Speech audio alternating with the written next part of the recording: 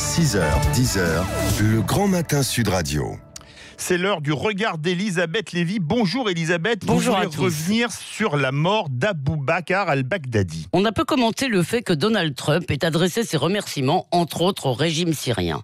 C'est que face à celui-ci, les Occidentaux sont en train de changer radicalement de politique, mais personne ne le dit. On assisterait plutôt à ce qu'on peut appeler un retournement diplomatique à bas bruit, qui voit celui qu'on traitait quasiment de nouvel Hitler hier devenir un partenaire acceptable, sinon respectable.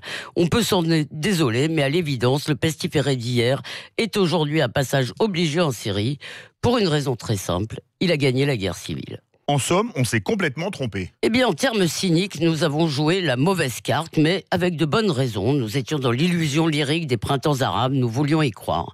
Et fin 2010, lorsque les manifestations commencent en Syrie, eh bien, la France ne veut pas refaire l'erreur qu'elle a commise en Tunisie en affichant très tardivement son soutien à Ben Ali. Elle table donc sur une chute rapide du régime et soutient l'opposition. En août 2012, Laurent Fabius déclare donc: le régime syrien doit être abattu et rapidement. Bachar al-Assad ne mérite pas d'être sur terre. Avec une armée syrienne libre unie, la victoire est assurée. Novembre 2012, François Hollande qui est à l'Élysée, la France reconnaît la coalition nationale syrienne comme la seule représentante du peuple syrien, donc comme le futur gouvernement provisoire de la Syrie démocratique, permettant d'en terminer avec le régime de Bachar al-Assad. Et François Hollande promet même des livraisons d'armes. On sait ce qu'il en est advenu, rien. Pendant ce temps, les éditorialistes somment aussi la France d'agir contre le tyran. Alors côté américain, Obama menace mais ne fait rien en dépit de l'usage des armes chimiques.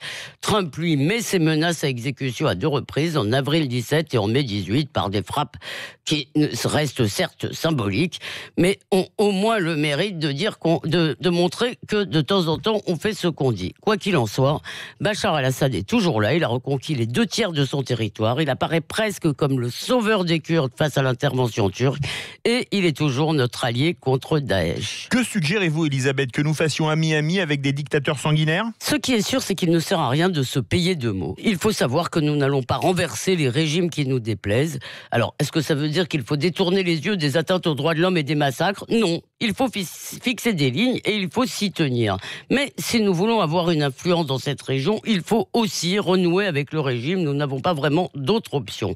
Alors, il ne s'agit pas seulement de la reconstruction, qui est estimée à 400 milliards de dollars, qui excite bien des convoitises et fait taire bien des scrupules. Les États sont des monstres-fois, vous savez, ils ont des intérêts, ils n'ont pas d'amis. Et puis, si vous voulez moraliser les relations internationales, il faut de toute façon avoir des moyens de pression. Car l'opposition binaire entre les idéalistes et les réalistes ne tient pas la route. Les idéalistes disent qu'ils défendent nos valeurs, fort bien, mais ils ne le feront jamais progresser s'ils ne tiennent pas compte de la réalité, c'est-à-dire des rapports de force. Après l'Irak, après l'Afghanistan, après la Libye, il nous faut reconnaître que nous sommes incapables de bâtir des démocraties pour les autres. Les incantations humanistes, vous savez, n'ont jamais fait tomber un dictateur. Merci beaucoup, Elisabeth Lévy.